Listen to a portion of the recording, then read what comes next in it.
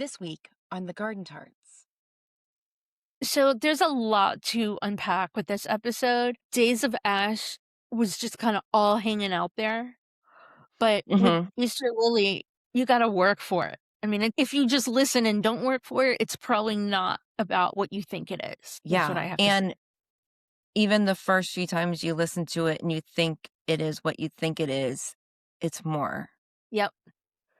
At Yeah. one point, you So, texted me today and you were like, that was a lot to unpack. oh my God, I had a really hard time with this. I haven't listened to the songs as much as I had for Days of Ash. And again, I think that those songs just are what they are. You can take it at face value. And these Right. And they again, you tell us what they are. Yeah. right. And then you have for this, you kind of have to work for it.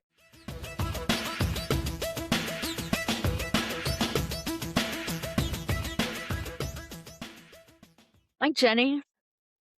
Hi, Hillary. How are you? I'm doing pretty good. Anytime I get to binge new U2 songs, I'm in a pretty good place. And you're listening to Kissing Lips and Breaking Hearts with the Garden Tarts. If you have not yet hit that subscribe button, please do for us on whatever you are watching or listening to this episode on. And today we're going to talk about Easter Lily. Oh A lot much. of you watched or listened to our reaction special breaking news app that we did on Friday morning. Good Yeah. Friday, midnight, super early. And man, you'll have a lot to say too about these songs. And we've Yeah. really had a chance. I mean, it's been Friday, Saturday, Sunday, 4 days of diving into them, which means we have a lot more to go. Yeah. When I looked at our little videos, our little clips, I was just like, poor Hillary, she's so tired. I don't know how It was so late. the thing is that I generally do stay up really, really late, but I don't have to do anything. I don't have to like use my mind. I can just watch a nonsense No, and and you've just been at Seder, like engaging yes, people and and eating me, and drinking and yeah, and I mean, it's not that far, but an hour and a half. I drove up there that morning, and I had to drive another hour and a half back on it's a lot. Friday, which was just oh god, just love my bed. I love for someone who loves to travel so much, I do really love my bed.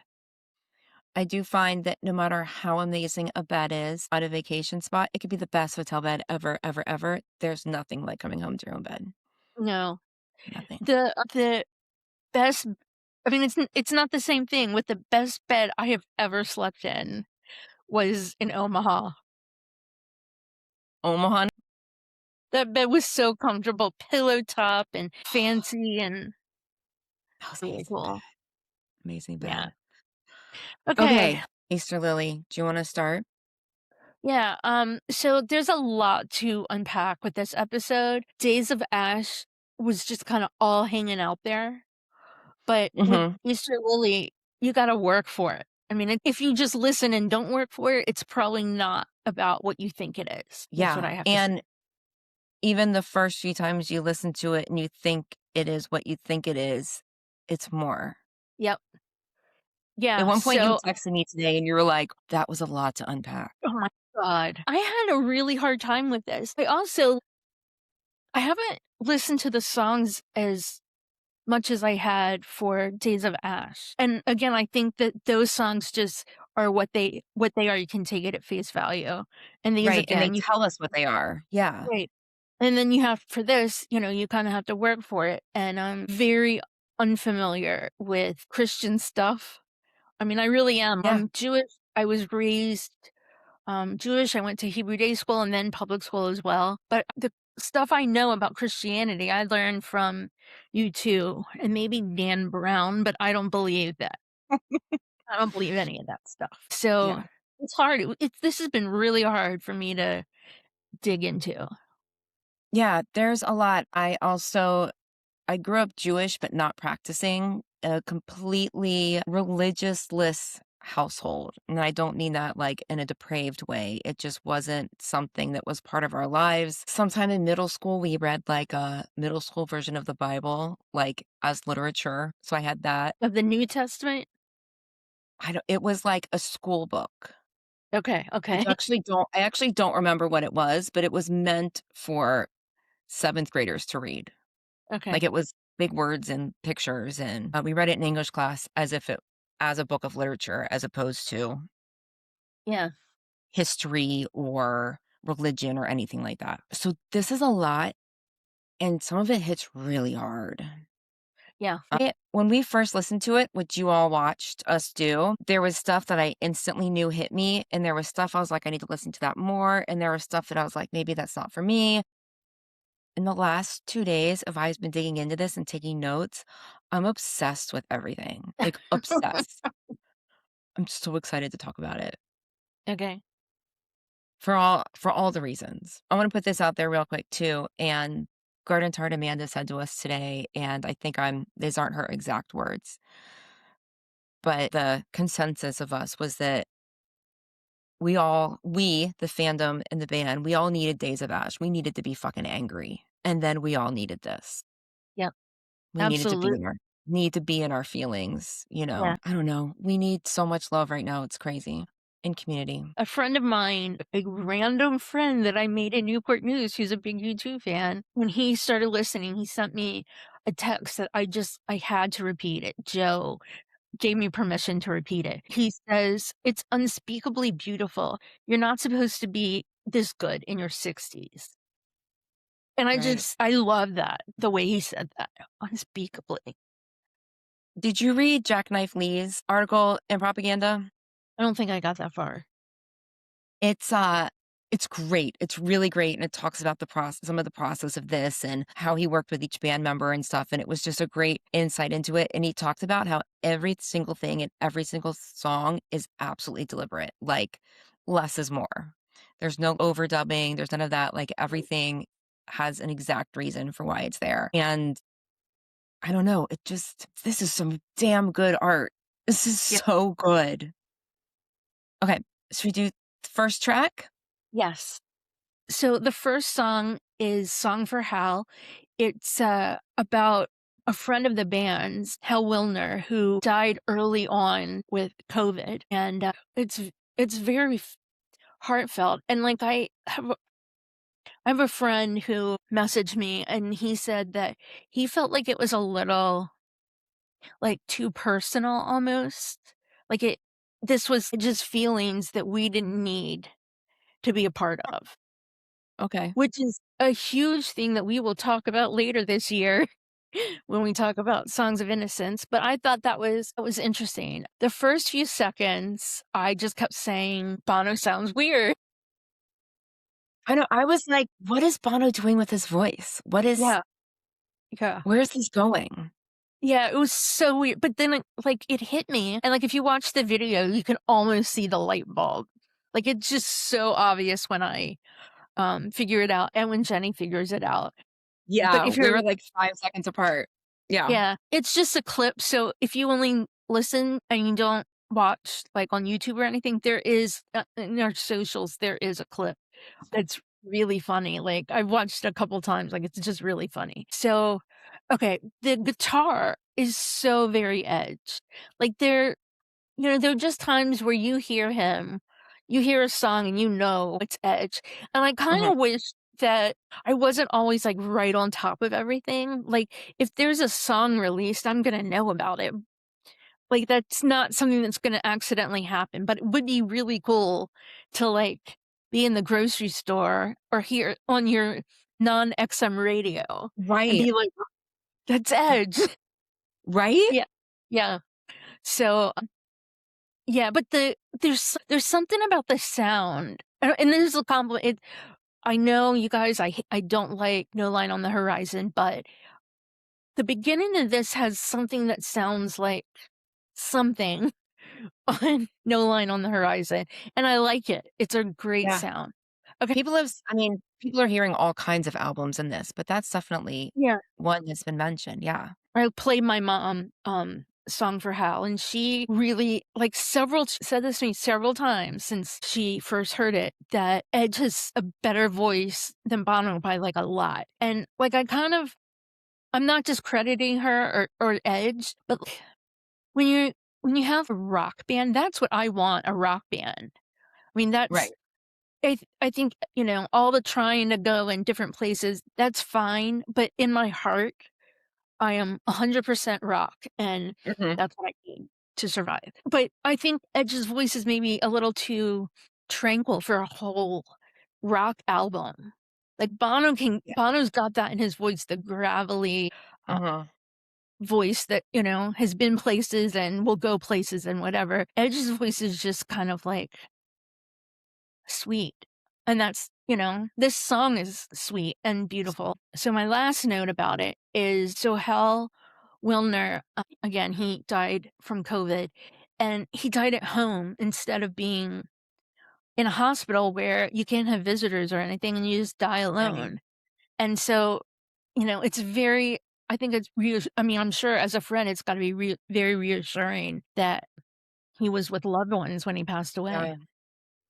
So much so. Oh my gosh, Edge's voice. Like, I mean, we heard it there's Seconds, and there's New Year's Day, and we heard him on the B stage at Pop Mart, Yeah. and there's those magical moments in, like, Miracle Drug, Yeah. and but Miracle Drug is close, but it's just such a short snippet, but we've Yeah. never heard the power in his voice like Mm-mm. this, and he wrote this assuming Bono would sing it, Yeah. and you can hear that in, like, the melody and the note change, like, the falsettos and the ups and downs, and he said in Propaganda that Bono was like, "No, and this is for you," like, that's not a quote, but he wanted Edge Yeah, to yeah. sing it, but he also sounds so comfortable. He does. You know what I mean? Like, his voice is going places we haven't heard, and it doesn't sound like I don't know, it sounds natural. Yeah, it really does, and it's so impressive. It's so great. It's just an amazing tribute, and if they end up playing it live, it's gonna be gorgeous. Absolutely gorgeous. And yeah, being in the feelings of someone else's feelings that you don't need to be in. Yeah, Yes, but also, are there many U2 songs that aren't feelings we shouldn't be in? yeah. I mean, Right? I absolutely When you get that. actually learn what's in the songs. Right, but there are a few that are just, like, overtly personal Right. that I don't wanna You're like, "No, that was I not don't a need to place know, I I'm don't wanna know. comfortable sitting Yeah, in." Yeah. And Gavin Friday, who did work with him too, does a lovely tribute for him in Propaganda, and he talks about how people like him and how they, like, grew up, like, being tweens.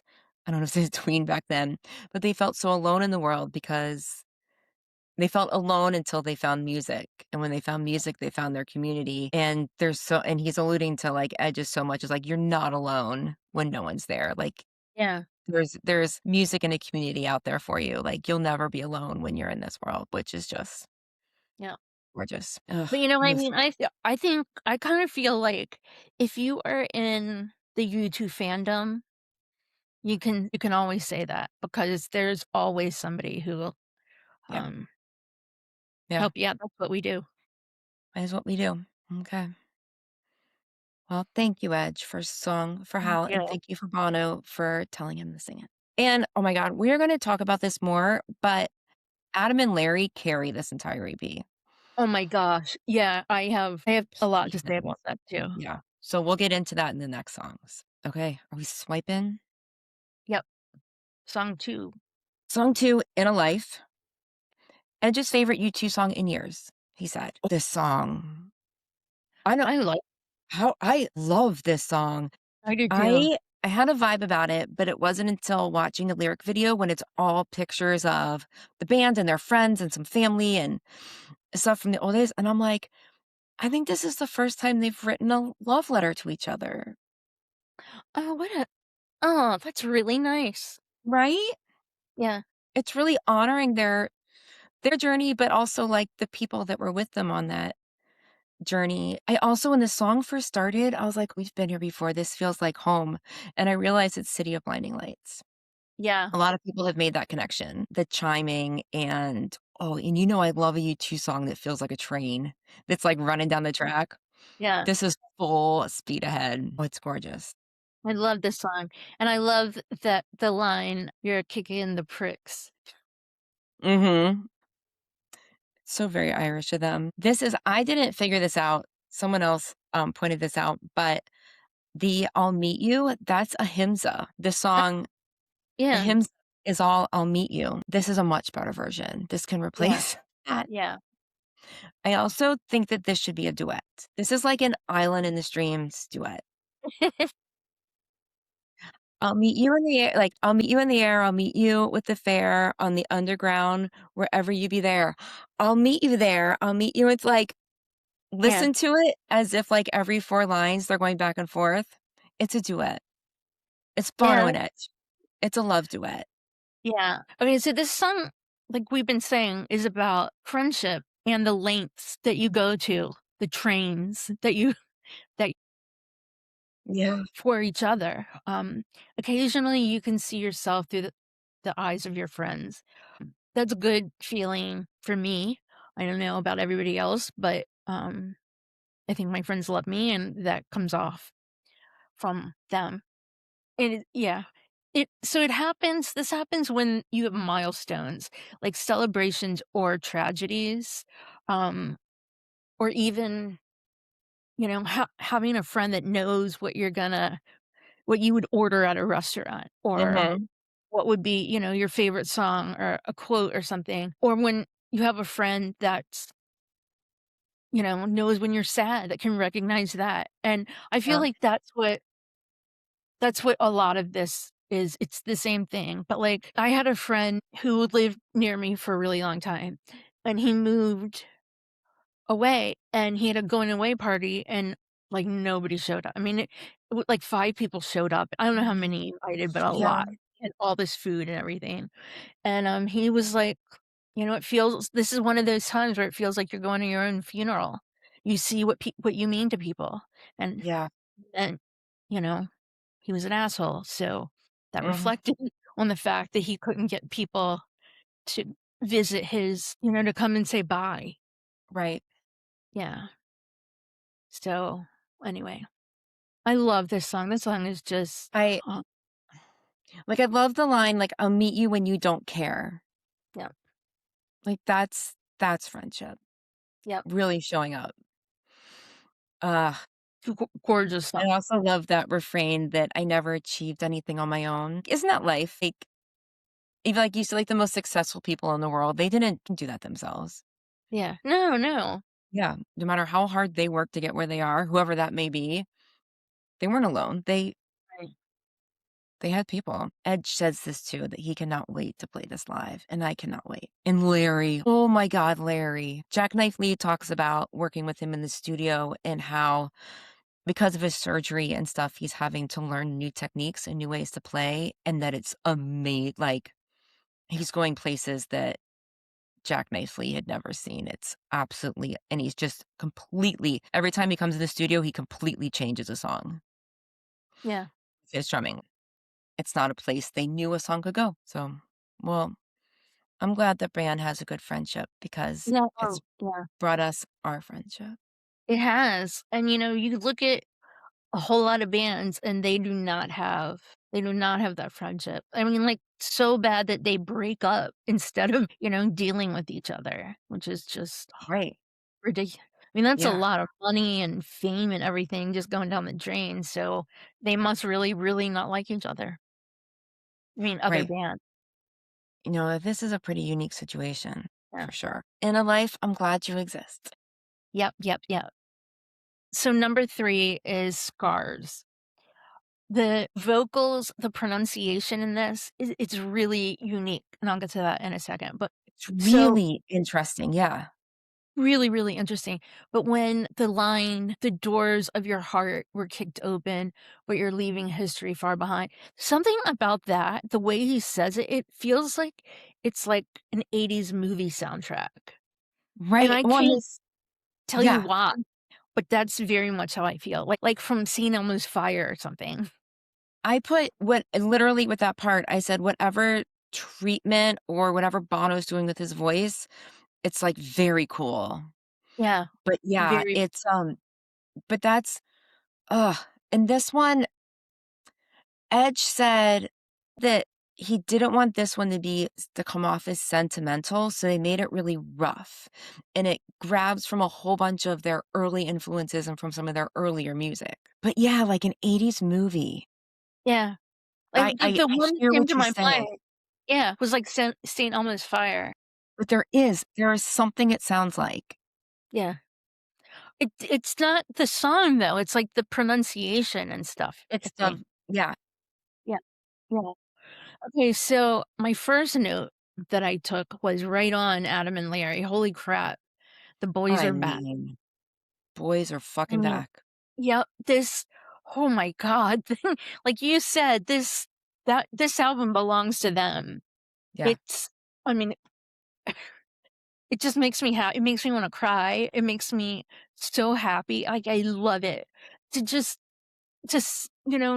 for them to sound so close, so, embedded in each other's sound. It's right, wonderful, to hear. I mean, we went to Sphere, and Bram was great, he was fine, but there's an energy that Larry has that Bram just did right. not. I mean, he had personality and stuff, Oh, he was which great, and I bet you he, like, hit every note or whatever you call them in drums yeah, probably perfectly, like, he sounded amazing, but it's not the yeah, same, it was not the same. and wasn't I meant to mean, be, like, at so first, I was, like, not sure. I'm like, I mean, the music sounds fine, but then, like, I think the second show that I saw, it really hit me, like, no, it's not the same thing. Okay, so, obviously, this song is somewhat about Jesus, but but it also feels like it's maybe about the orange fucker a little bit when he says, "When the town hall cries for someone to blame, making laws out of lies and legal robes out of shame." well, so it is my impression that that is Jesus's crucifixion as a metaphor for what we are experiencing Yeah. in this world, because that the whole verse before that, "I'm the last of your loves, the loser of the least, I'm the name of the form that demands your release," like, that whole thing, to me, that's the voice of Jesus, and then it comes into, like, acknowledging that, like, the whole crucifixion of Jesus is about, like, power and greed and using religion for persecution. Right. So, I do think he is talking about Jesus, but bringing it into modern day. Just Yeah. the whole I will always say, as long as there is religion, there will be war. Yep. You're totally right about that. And it's less about the religion and more about power. Yep. The war. Scars. So Bono says, "Don't cover your scars. They're your scars." I think that's really, really interesting because, I mean, like, somebody who's actually, like, known for his scar, you know? Like, not known for that, but Yeah, it's very but can you think of visible. a bigger scar that he has? Oh, yeah, God, I didn't even think about it. Kicking your Yeah, heart right open? yeah. I don't know why, but I didn't even go there with that. I think that's so this song did nothing for me when we first listened to it, Mhm. and every time I listen to it, I'm getting more and more and more interesting things, but the doors of your heart were kicked open, like Wow, I didn't even catch that. Good job. and he also, in Song for Someone, talks about I his have that in my scars. notes too. Yeah, I have scars that from in my where he's been, but yeah, yeah, I think that's his chest. yeah, So when Edge says they don't wanna get sentimental about things, I think they were trying to keep it not personal. yeah, maybe. But, I mean, like, so literally or figuratively, nobody wants scars, but we get them, and maybe there's a lesson learned. So this really, I don't know why, this sat with me for a while, just scars and what they mean and everything. So, I think I've mentioned this before, but ages ago, I was getting my, um, eyebrows waxed, and the esthetician said, Yeah, You have a chickenpox scar on your eye." And I'm like, "I don't think I do." And I never saw I mean, this was 15 years ago or something. Yeah. I remembered that she said that, and I never noticed it until we started our podcast because it's right here. That's so crazy. I remember you Yeah, mentioning it to me a while ago. I didn't notice, like, I didn't notice it, and then with the Yeah. light and everything, I notice it here. And then I'm just saying I have I have scars that literal scars that kind of do mean stuff to me. I had a mole on my arm, and I didn't like it, and so my doctor said, "Tell me that it's changed," and I said, "It's changed." She's like, "Here you go." And so the scar is far worse than the mole was. I mean, like, far worse, and I'm just like, "Well, that was stupid."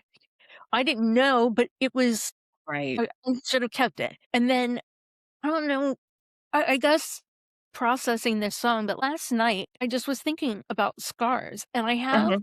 this scar on my knee that it had to have been, um, I don't know, before Yeah. 2nd grade.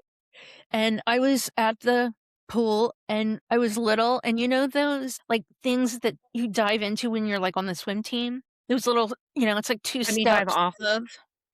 Yes. Yeah. Okay. Well, Yeah. they only had them by the pool when it was swim team time, Mhm. and I was little, so I would use it as my, like, get sun. I'd lay out in the sun on those things, Yeah. and one day I got up and they had these little like metal things saying, lane 1, lane 2, whatever.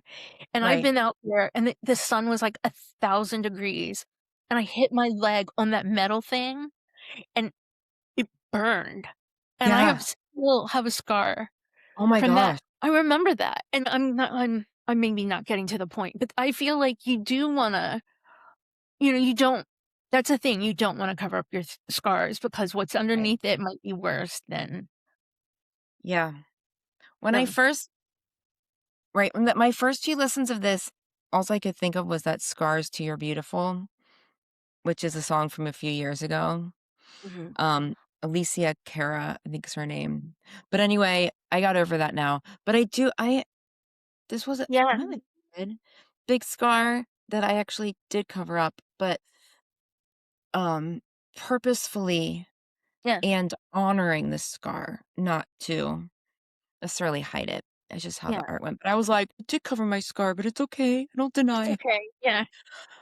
Jesus-y for a minute, Okay. that verse where I mentioned before, the "I'm the last of your loves, I'm the silence when you grieve, I'll keep you company even if you don't believe that it's me." Part of me is like, "Okay, he's acknowledging that there are people who don't believe." And then I was like, this to me is when someone says, "Oh, don't worry, God loves you anyway." Even if you don't believe in God. You ever heard that? Like, Yeah, yeah, yeah. they're like, "Don't worry, even if you don't believe in him, he believes in you." And I'm like, "You're not hearing me." No, no, no, no. And that this to me, I know that I feel in my heart that this is not the intention of that, but, this to me a little bit is like, even if you don't believe that it's me, I'm like, "Yeah, yeah, I feel like you kinda believe or you don't." Yeah, yeah, Anyway, but then he gets into the town hall cries for someone to blame. I'm like, "Okay, redemption. yeah. Yep, yep, yep. So Redemption for some of the fucked up stuff." Yeah. right, another one of those lines that the way Bono says his, like, intonation, his cadence. The one that's left is you, the doors of your heart were kicked open. That line also sounds unlike him. Like, I mean, Yeah, it's usually it's I mean, and they have, I've talked about this before, but the way that their lyrics go, if you listen to I Still Haven't Found What I'm Looking For, it's the word that he enunciates is not where you would think it would be. Like it's I don't know how else to say it, but I mean, I hear it every time I hear that song. right. I feel like you would have I've climbed the highest mountains only to be with you, and that's the way that he chops it up. That's not the way your brain goes to chop up a song, and I love that. I love that Yeah. it's not, it's not the predictable way of enunciating or We've breaking up. a lyric like that, and Yeah. so the one for this, I mean, I just I love it. It This is it actually my favorite song, believe it or is not, it? is Interesting. I mean, that's great. I can't believe how interested I was in the beginning. I just feel like I'm pulling away the layers of an onion or something, like, I have that in my I just notes it's too.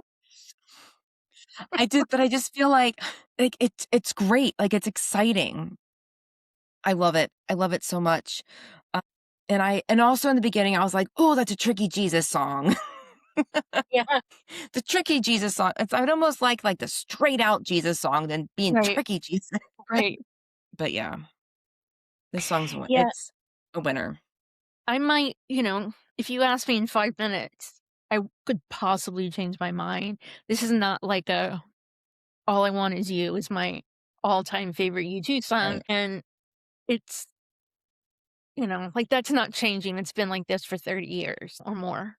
But in But this context, these 6 songs, yeah, it will change because I really do think that, I mean, I go back and forth between Scars and In a Life. Yeah. those are great. Okay, next. Number 4, Resurrection Song, which my brain goes, "Redemption Song." It actually makes me That's not the realize same it's thing. kind of but I don't know, I feel like it's kind of a wording tribute. I Yeah. don't know. This also kind of has similar City of Blinding Lights chimes. This is my favorite song on the album. This whatever formula they use for this type of U2 song is this one even more than In a Life. This one's the train speeding forward like a million miles a minute. And Edge says it is a road trip. Yeah. So, like, I did, like, some research on this. This is science, the way my body's reaction to this song is absolutely science, and learning more about it, it's just been great. If you listen to us, if you know me, you know that we are not Jesus people, nor do we strive to be. So, when I heard there was a song called Resurrection Song, I was like, "Here we go."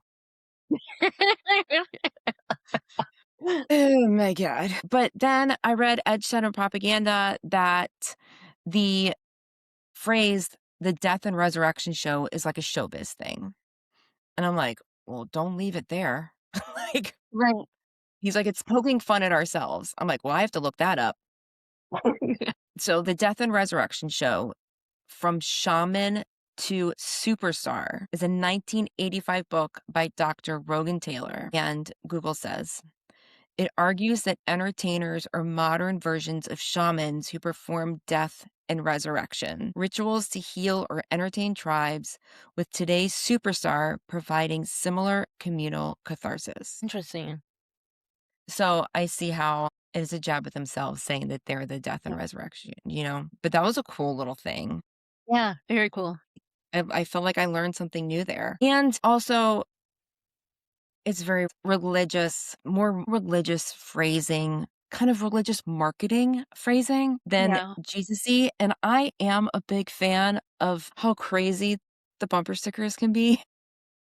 Yeah. Like, I have a friend who is actually quite religious and quite a follower of Jesus that we will just send each other pictures of bumper stickers that are just, I mean, bumper sticker religion. So I'm gonna interrupt you for a second to just say Go this for it. about Mhm, Edge said it's bumper sticker mhm. Christianity. So my brother works in politics and he says all the time that lawn signs don't vote. You can have a neighborhood that's just plastered with Yep, signs and it doesn't show one way or the other. It's not an accurate, you know, poll. You can't right. do that. And that's what this reminds me of. Like That's great, yeah. you can put all the Jesus-y stickers, not any religion. You can put all the religious stickers you want on a car. Christianity just has a much bigger marketing team. Yeah, Yeah.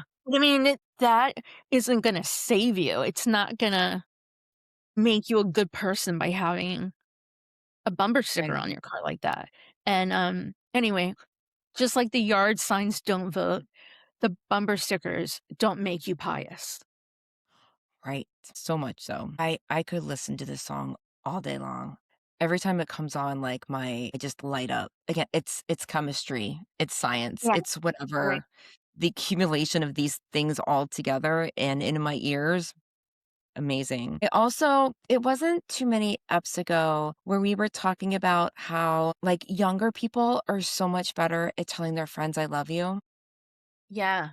right? And how, like, you and I know that we're much better about it.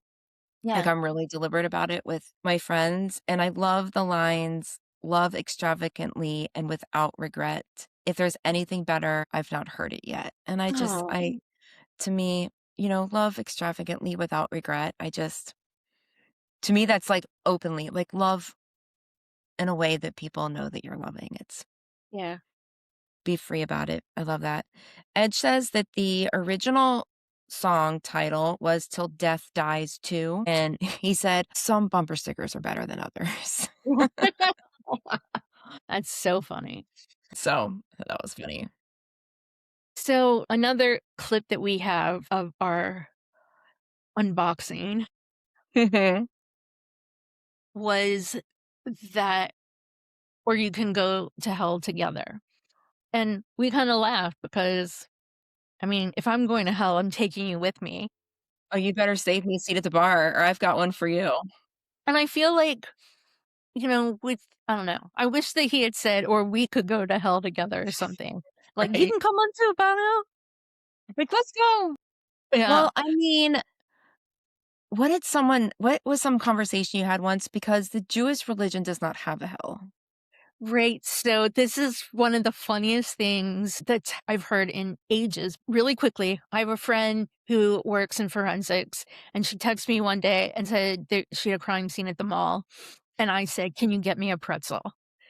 And she said, "What kind?" And anyway, so everyone I told that story to has, like, laughed hysterically, and I was out one night with garden tart adjacent Lauren, and we went to hear this guy. It's amazing. I've talked about him before. He's a Jewish country singer, and he was playing at this bar, so we went. Yeah. And I told them the story, and they both were like, and I'm like, I know, I'm going to hell. And he stepped in and said, there's no hell in Judaism. Like there, you don't talk about hell. There's not a hell. And I'm like, "Yeah." And he was like, "So you're going to Christian hell." And it was I mean, his timing and everything, it was the funniest thing I've heard in ages and ages and ages. And I mean, just that was amazing. Anyway, Yeah. So so we can all go to the rest Christian of you hell. going to Or hell, we'll see you there. yeah. I have a few little things. So again, like I mentioned, everything I know about Christianity, I learned from you too. And I'm not kidding when I say that. But I think the purpose of Bibles aren't to like study questionable history. It's a guideline that you can use its suggestions to aim you in the right direction. And it's just like in the Constitution, there's like loose and strict interpretations of the Constitution, and it's the same way with the Bible. I mean, you can read it and say historically this happened, which to me that's questionable, but then you can see like this is what I can pull from it. This is what can help me. And I think that a lot of people don't do that. Like I think that people just like dive right in like this is Yeah. not it's not a suggestion, it's an order. This is how I should live my life. Also, those people don't generally live their life like that, but that's what I get from just the Bible in general. Okay, so my next thing Well, I will say is real quick to go with that is that there's something in a later song, Bono mentions something from the Bible and says that no one actually saw it. yeah, Like it's a story being told, no one actually saw it, but we'll get there. Yeah. yeah. My take on the Bible is it's like a morality play. It's like, Hansel and Gretel, like, don't be greedy and eat the house of a witch. Like, there's I something you believe should. you.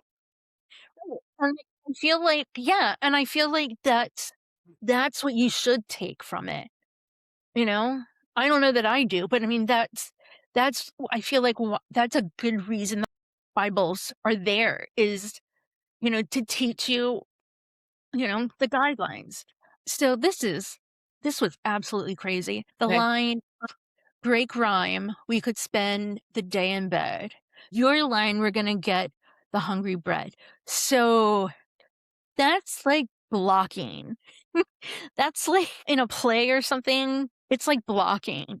You know, Right. your line, um, break rhyme. And I find that I've never heard of anything like that before. I Bono, didn't think about that. Yeah. yeah. But to me, it's blocking. It's like, this is go here or walk across the stage or Right. whatever. I would hope that he Interesting. investigates that a little more because that's a fun way to write a song, I imagine. Right. Yeah. I didn't take it there. I like that. Yeah. It took me I had listened to it many times, but the way that jumped out at me was I didn't listen to the song, I just read the lyrics, and when that happened, it just jumped out at me, Yeah. so, anyway, I think that's That's cool. I took it as number 1 inside his head is his wife, Allie, and that I could just see them being like, "Well, instead of we gotta get up and make the donuts, well, we gotta go get the hungry bread," doing good deeds in the world. and also, how unfair is that Bono mentions bread on Passover, and I'm dying here. Like, we need bread to survive. I mean, I need bread. You need carbs. I don't wanna eat Passover, it makes me not wanna eat anything because I can't eat bread, and I just pretty much starve for 8 days, and then I eat a So lot I of bread. just figured out a comment that someone left this evening on the post that you did about, like, maybe there'll be a 3rd and it will be Yeah, bread, and someone commented, "You mean hungry bread?" And I was like, "What are they referring to?" I'm like, "Oh, no, it's the lyric."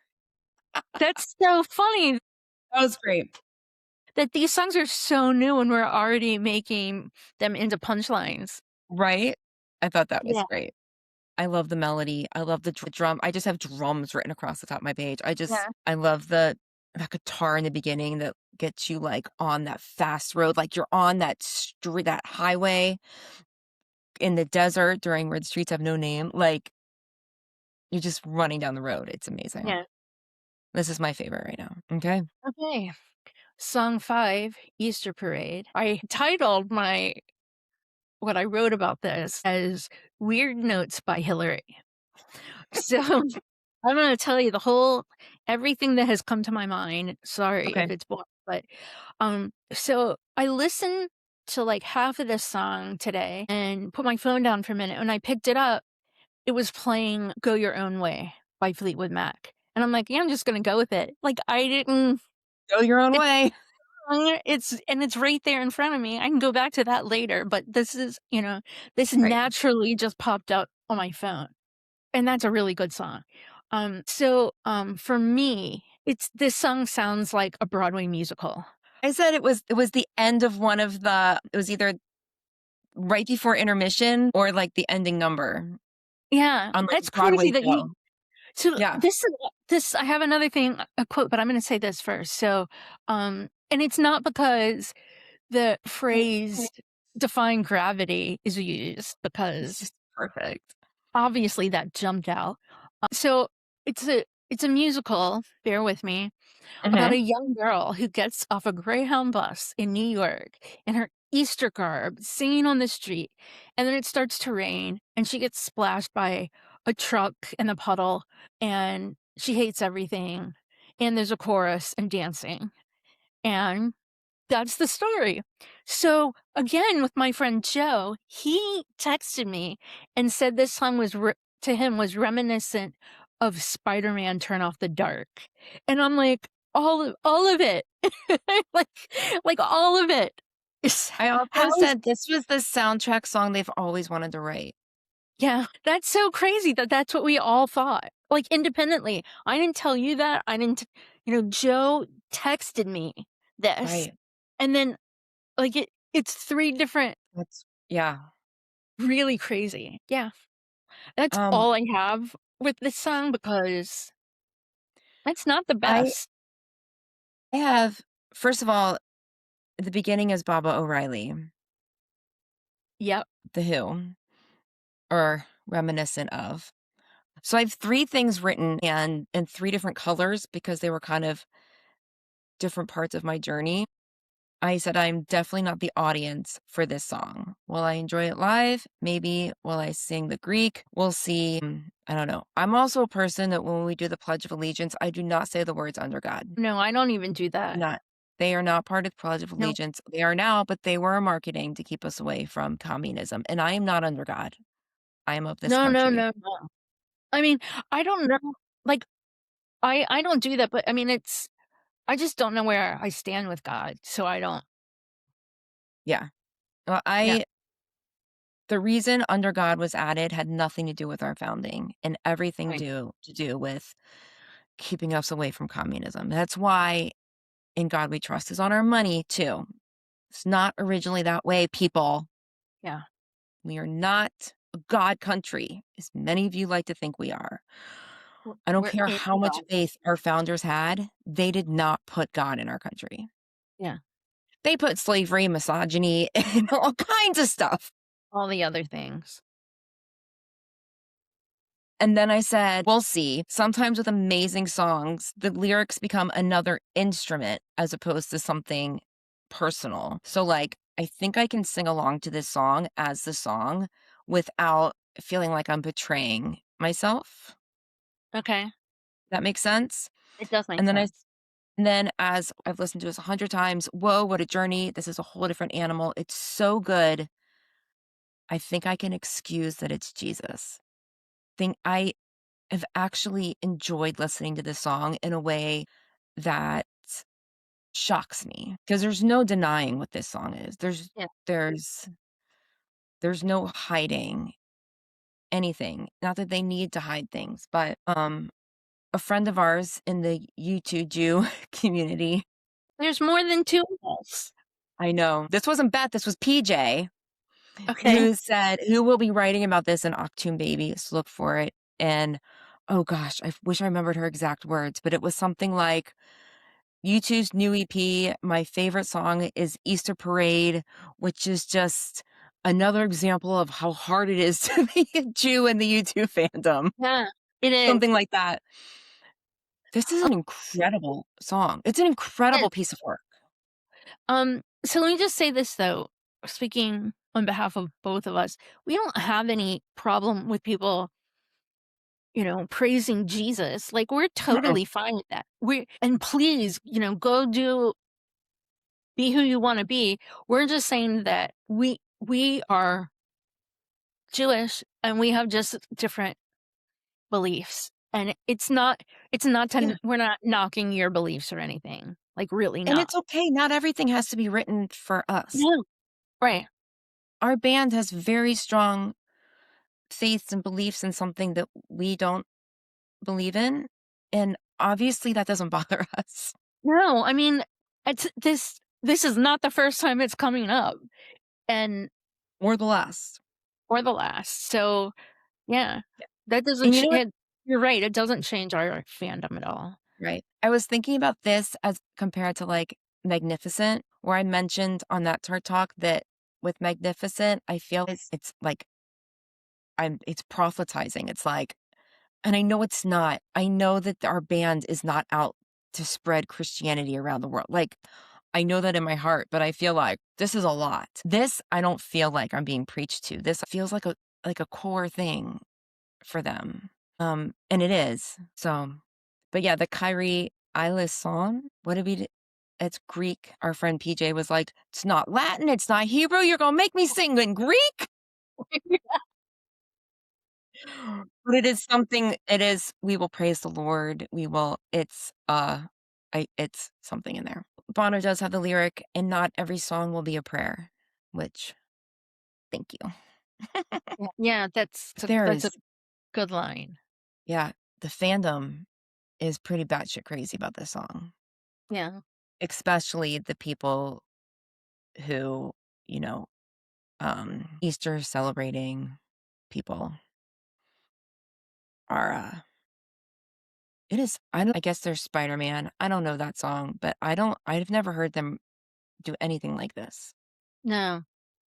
It's cool. I give high fives for Easter Parade because I think it is an amazing piece of music and a bold move on their faith. And Yeah, it's also easier. They released it on East like, it's yeah, the point. it's the Star song. Again, just like we were talking before, I feel like it has a lot of layers that you need to peel back, and I've only gotten through, like, one of them. So, Yeah, maybe in 6 months or something, we should do another yeah. about how it holds up. I'll be interested to see what I feel about that because to me, this one doesn't have layers. I think musically it has layers. Lyrically, I don't think so. Yeah. Oh, you might be right about that. I don't know. I don't know. I don't love it, I don't and it know. thought it yeah, I don't love it. And maybe that's Yeah, just because I don't understand it. it's pretty intense. Okay. Track 6, Yeah. Coexist. I will bless the Lord at all times. Question mark? Question mark is the saving grace. Bono says, oh, wait, first time we listened to this together, I was Mhm. like, are we just jumping through different treatments? Yeah.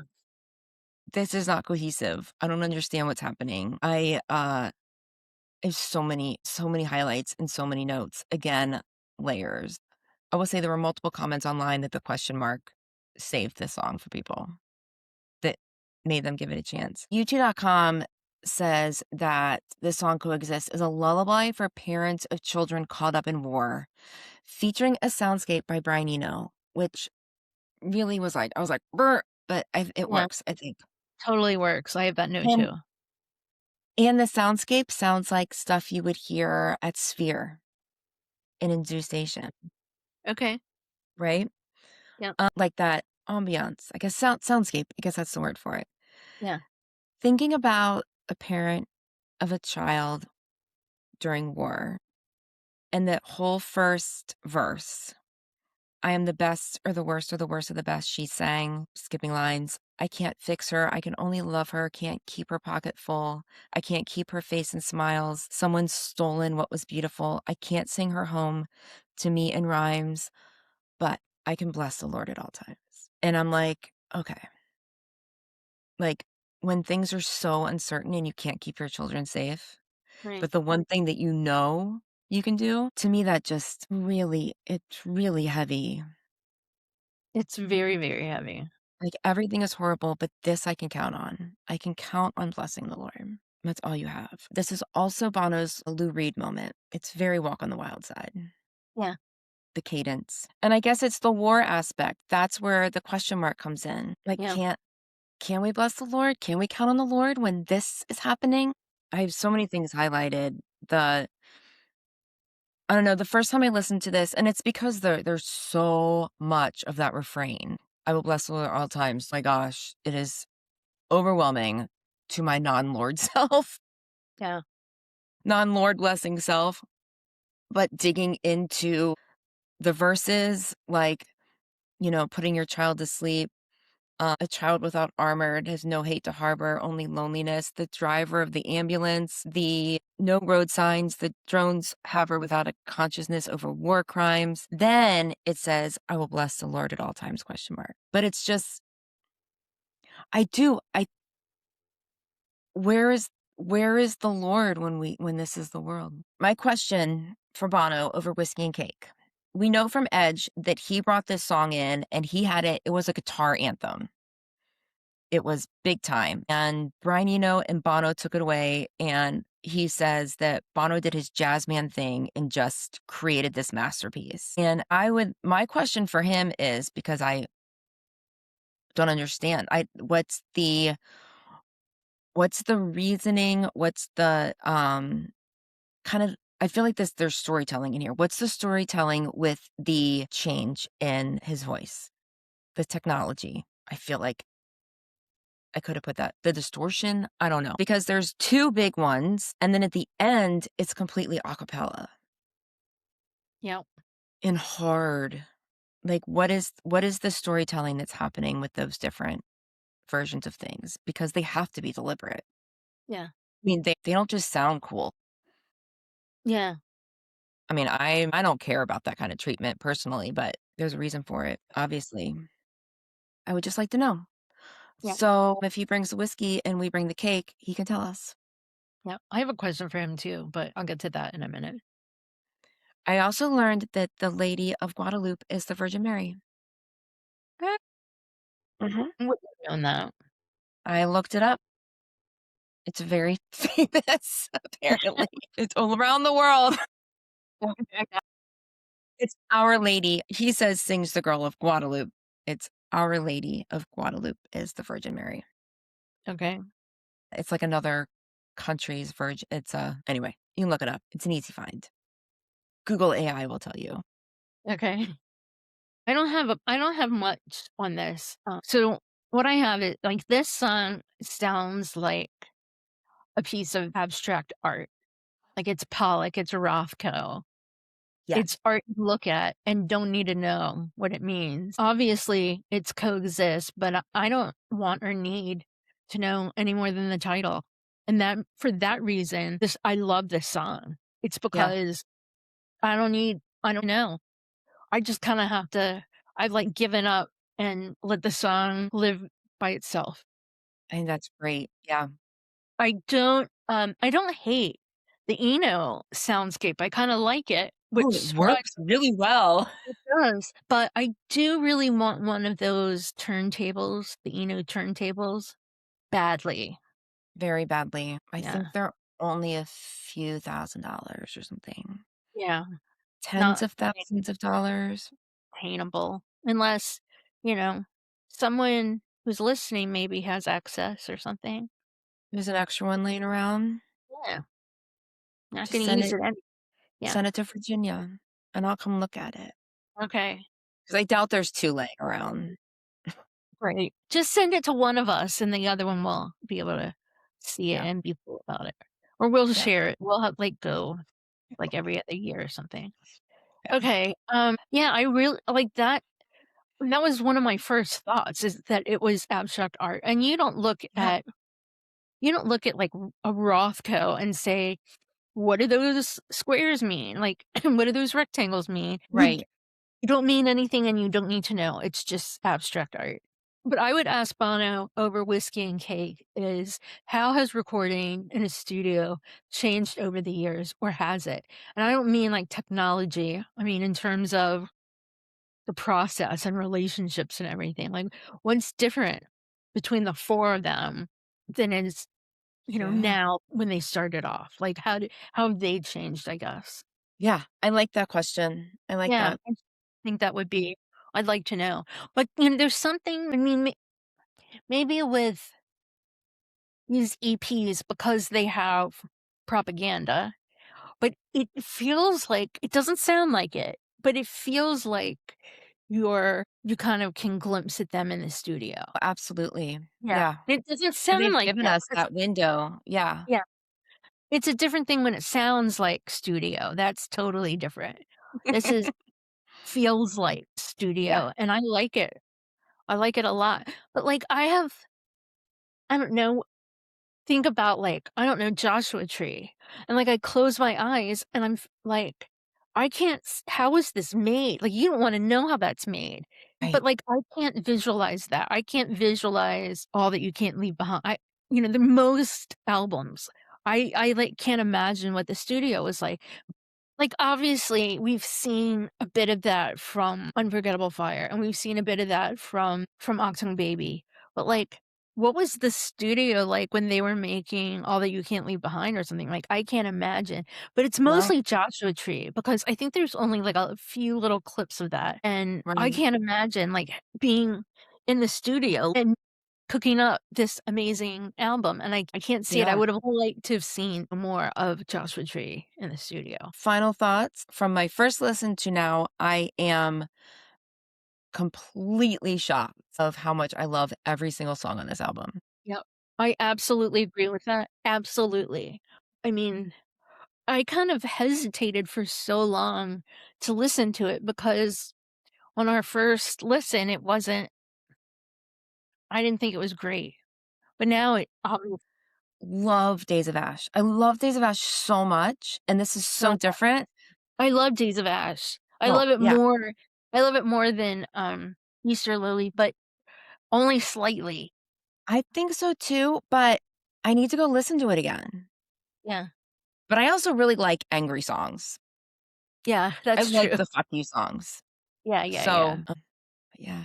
So two things. Last week we picked a song from my phone, a random song, and it was New Year's Day. So please give us your thoughts on New Year's Day. But also, I'm going to post something else asking what your favorite song is at the same time. So next week we're going to have a lot of votes Right. to tell. Because obviously we're not doing New Year's Day today. No, no, no, no. We I got forgot. busy. Yeah, I forgot that we decided that. But keep an eye out for the graphics Yes, and respond. And please. please follow us everywhere, especially subscribe to our YouTube. Like, good things could happen, and that would be good things for you too. Mhm. Oh, So if you have a parent, a kid, a friend, someone who like lets you get in second there, account. yeah, a second account. Every pl- Gmail account has a YouTube account. right. Hmm. So yes, please have everyone subscribe. It's for us, for Jews, it's a mitzvah It's a mitzvah. to subscribe. It's a mitzvah, so please go do that, or your good deed, or Right. however you want to phrase it. Please and thank you. We appreciate it. Thanks for coming on this journey with us. Thank you. We knew it would be long, but this was longer than anticipated for Yeah, 6 songs. I know, right? But yeah, we had a lot to say, Yeah, and we can't wait to talk with you all about it. yeah. Can't wait. I want to hear what everyone thinks is their Yeah. favorite song. I feel like there's going to be more variety with this. Everything I've That seen so far is it's either like Easter Parade and Coexist, or it's like Scars and In a Life. Yeah, Song for How lives on its own. I don't see a lot of Resurrection song stuff, but it's like people are either like, I love Martin Garrix. And because you can hear that influence in those songs. Or I'm so glad these don't sound like Martin Garrix. yeah, But also the tribute to Easter is also a pretty strong pull for people. So, yeah, and I understand that. yeah. I So totally do. I feel like I don't know. I just feel like there'll be more variety with Easter Lily than with Days of Ash. yeah, yeah, I think I it'll don't be have all over. scientific proof about that, but I just get that feeling. Yeah, Yeah. I feel in that. Okay. Okay, Well, good thanks for night. listening. Yep. Good night. Enjoy the new music. Bye. Bye. We'll be back next week with more U2ish content. In the meantime, keep chatting with us on social media at _Garden Tarts. Sign up for our newsletter at thegardentarts.com and share with your YouTube friends. You can support us on Patreon, buy me a coffee, and leave us a 5-star review on Apple Podcasts. Kissing Lips and Breaking Hearts, a U2ish podcast with the Garden Tarts, is created, produced, and edited by us, the Garden Tarts. Intro and outro music by December. See you next week.